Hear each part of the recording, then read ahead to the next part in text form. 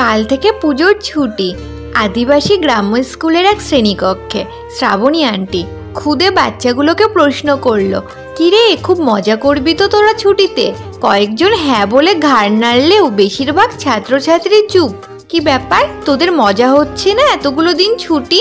ঠাকুর দেখবি, নতুন জামা, আতশবাজি, হল্লোর, কত মজা। একটা মেয়ে করুণ চোখে বলল, আন্টি ছুটি নয়, স্কুলই ভালো। পেট ভরে ভাত খেতে পেলে পড়াশোনা ভালো হয়। খিদেকে ভয় পায় আন্টি।